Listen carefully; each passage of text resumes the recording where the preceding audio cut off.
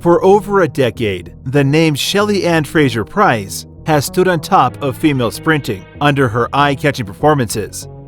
In this period, she proved herself to be among the best women to ever sprint, with the likes of Evelyn Ashford, Allyson Felix, and so many more athletes. To think she has accomplished so much, despite not being the full package in terms of being a pure sprinter, like Veronica Campbell Brown, is a sign she is not an average sprinter. So in this video, we will be taking a look at the factors that allow Shelly-Ann Fraser Pryce to dominate her opponents and to carry the title of the Queen of Short Distance Sprinting.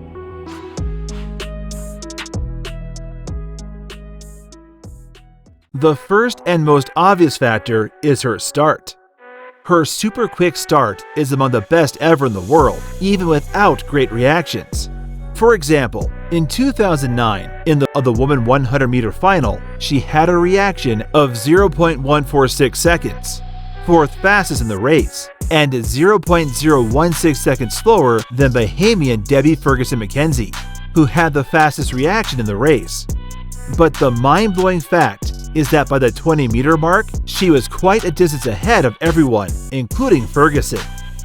The reason Shelly-Ann does not need a quick reaction to be better at starting is because of her perfect balance of both stride length and stride frequency out of the blocks. This means that when she gets out of the blocks, she does not only have superior turnover speed, she also has superior stride length. For example, in 2009, she had the highest stride frequency and stride length in a field comprised of Carmelita Jeter, who was renowned for being a powerful sprinter. This is because despite having shorter limbs, she can generate as much or even more power than her opponents. Based on data collected, Shelly-Ann only failed to dominate Flojo in both areas. She has a markedly lower stride length in her first 20 meters. Flojo's average stride length over the first 20 meters in her Olympic record run was 1.69 meters. Meanwhile, Pryce's was 1.59, 10 centimeters less. However, not even the fastest woman ever could dominate Pryce when it comes to her biggest weapons. She has the best turnovers ever by any other female. This is mainly because of her height and leg length. Being 5 foot flat gives her a distinct advantage with her turnover rate. Her turnovers are so good that at just 40 meters in her race, she was outdoing Flojo in that regard at top speed. Flojo's rate was 4.51 steps per second. Meanwhile, Pryce was at a staggering 4.91 steps per second, while still accelerating.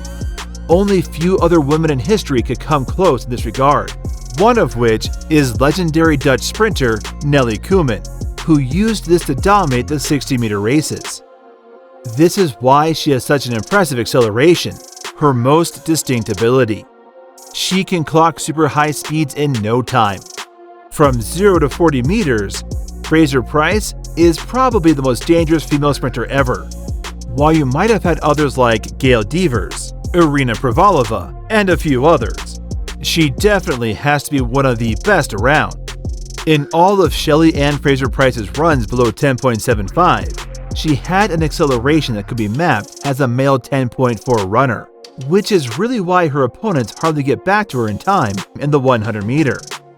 While in the past, that the possibility of someone actually catching her was exploited by the likes of Carmelita Jeter and Elaine Thompson, that may no longer be as easy as it was, because now she is a more relaxed runner in the max phase and the post-max phase.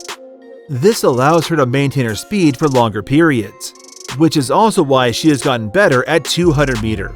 Dropping her personal best from 22.09 from 2012 to 21.7 seconds this year.